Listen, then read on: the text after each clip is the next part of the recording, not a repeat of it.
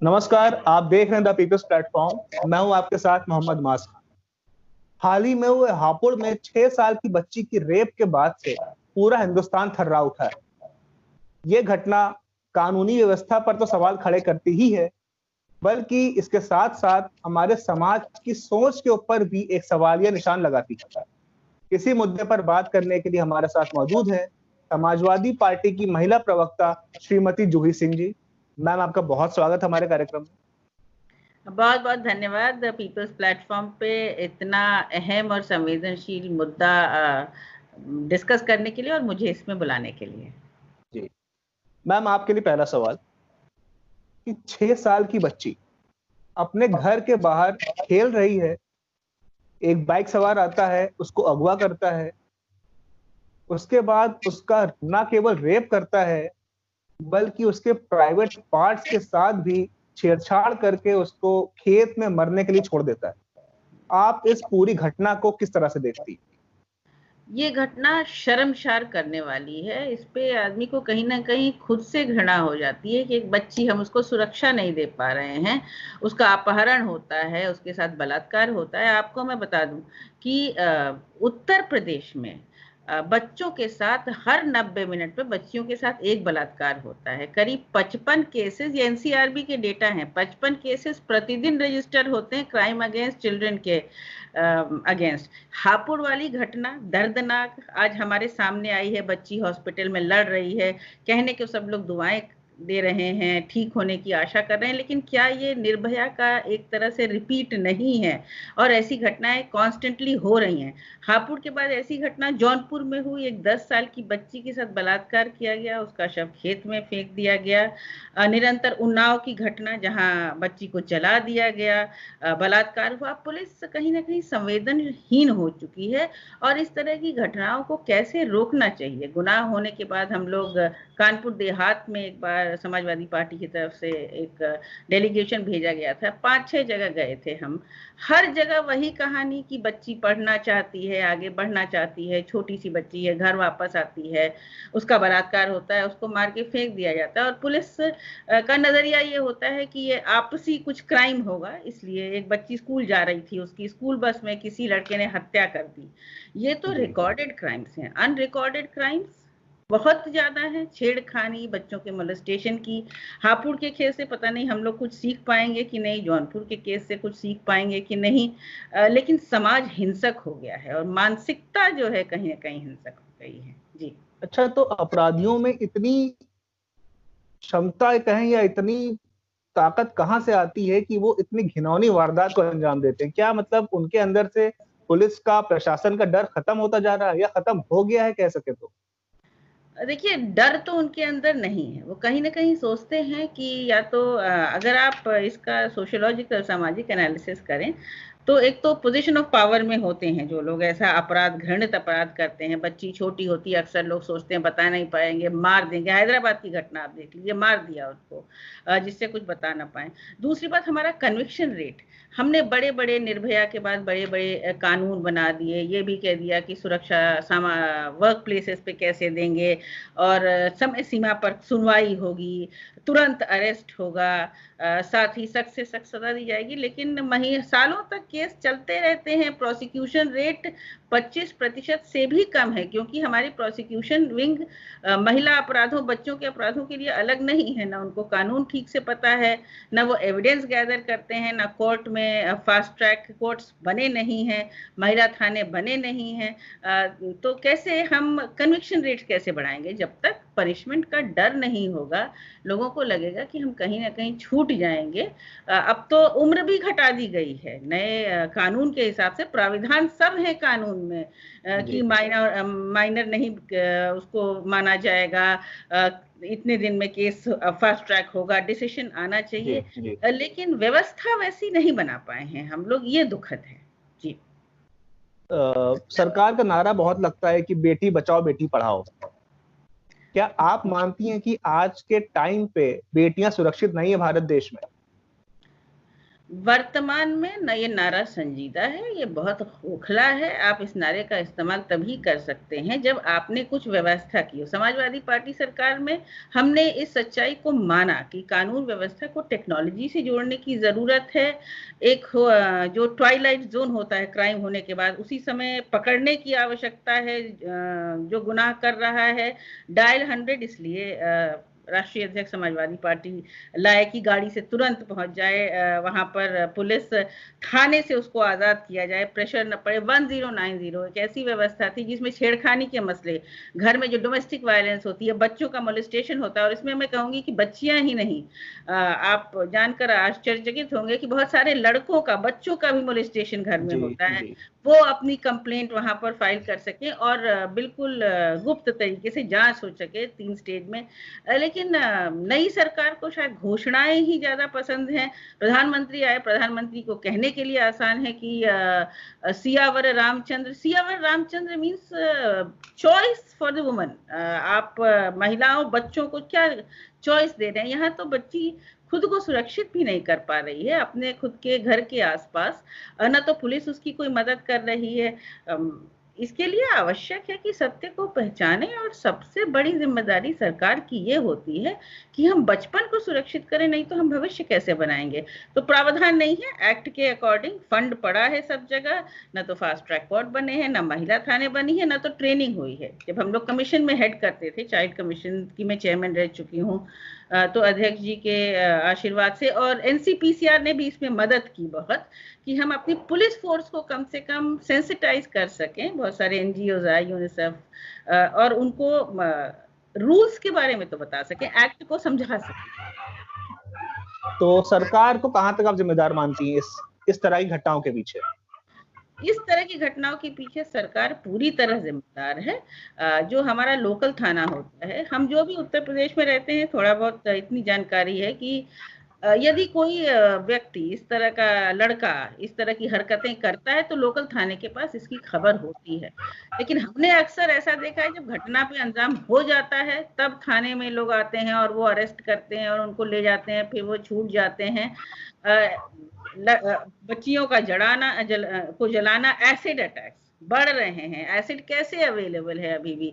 बलात्कार, हापुड़ की बच्ची की जिम्मेदारी कौन लेगा? वो तो खेलने गई थी, वो तो सुरक्षित समझकर खेलने गई थी। यदि कोई ऐसा शोहदा या गुंडा वहां पर था, तो उस इलाके में लोकल थाना पुलिस को कैसे खबर नहीं थी? एक प्रोफाइलिंग होती है पूरे एरिया की, और अब तो आपके पास टेक्नोलॉजी अवेलेबल है, आपके पास कंप्लेंट, ऐसे कई बार हुई कि बच्चियों ने कंप्लेंट की भी, तभी संज्ञान में नहीं लिया गया कि नहीं, मामला आपस में हम लोग उन्ना कानपुर देहात में एक जगह गए थे, जहां पर फैमिली ने बताया कि हाँ वो आता जाता था, लेकिन हमने कंप्लेंट की थी पुलिस में, पुलिस ने नहीं सुना। तो ये सब तो संवेदनहीनता है, और ये क्राइम्स ऐसी हैं कि जिनको बहुत ही गंभीरता से टैकल करना पड़ेगा। जी। तो मैम, समाजवादी पार्टी के क्या टैक्टिक्स हैं या क्या टेक्निक्स हैं इस चीज से निपटने के लिए?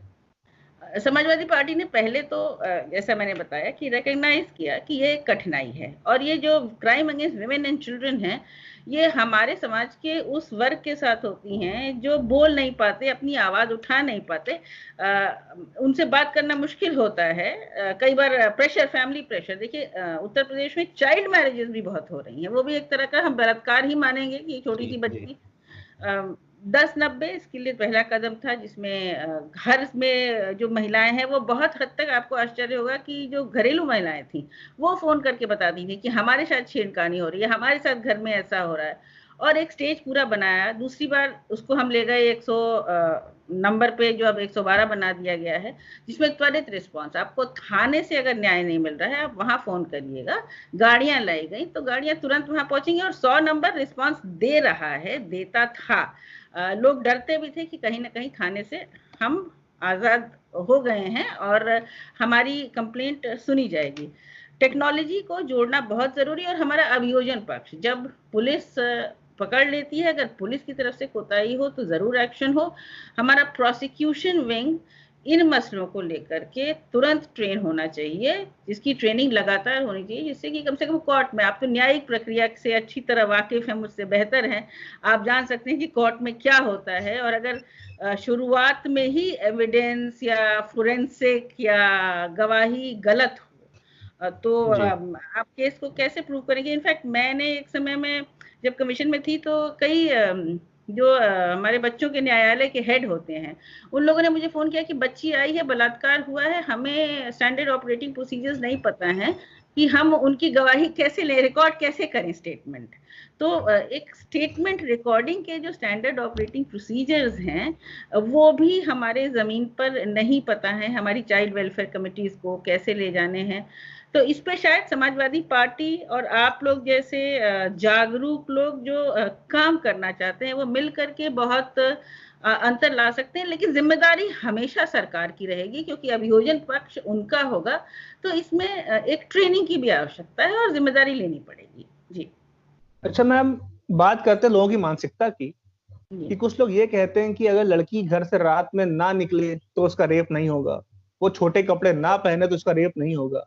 यहाँ तो बात 6 साल की बच्ची की है। जी। तो क्या मानसिकता किस हद तक गिर चुकी है इंसान की कि वो इंसान और दरिंदे में कोई फर्क ही नहीं रह गया आज की तारीख में। देखिए ये एक मैं कहूँ पेट्रियार्कल पितृसत्तात्मक जो सत्ता है उसके रेमिनेंट्स हैं कि कपड़े पहनने से और रात में बाहर निकलने से रेप हो जाता है। निहायत ही गंदी मानसिकता है मैं कहूँगी। वो बच्ची तो खेलने निकली थी, क्या उसने सोचा था? या ज्यादातर आप देखें जिन महिलाओं बच्चियों के साथ रेप हो रहे हैं, चाहे वो निर्भया थी, वो काम करके आ रही थी, चाहे ये बच्ची थी खेलने निकली थी। उन्नाव की बच्ची को एक जानने वाला बहला के ले गया। वो जौनपुर में जो अभी कत्ल हुआ है, बलात्कार हुआ है, वो बच्ची भी जानने वाला था। तो इसमें मानसिकता लोगों की खराब है। इस मानसिकता को बदलने के लिए हमें जागरूकता अभियान चलाना पड़ेगा।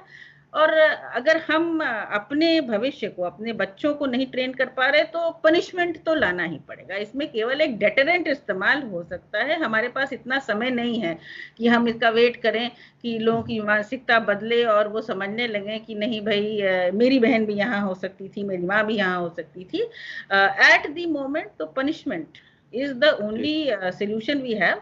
और फास्ट ट्रैक करके कुछ एग्जाम्पल्स करें कि हर आदमी, एज आई सेड ऑलरेडी, वो व्यक्ति एक पोजीशन ऑफ पावर में है जो आपको मोलेस्ट कर रहा है, आपको रेप कर रहा है, उस पोजीशन ऑफ पावर से आपको उसको हटाना पड़ेगा। तो इसके लिए तो सरकार को ही संस्थागत परिवर्तन करने पड़ेंगे और तुरंत करने पड़ेंगे। जी। अच्छा, निर्भया केस को न्याय मिलने में कई साल लग गए जी। उसके बाद फिर आप फास्ट ट्रैक कोर्ट आया, आपने भी फास्ट ट्रैक कोर्ट की बात करी।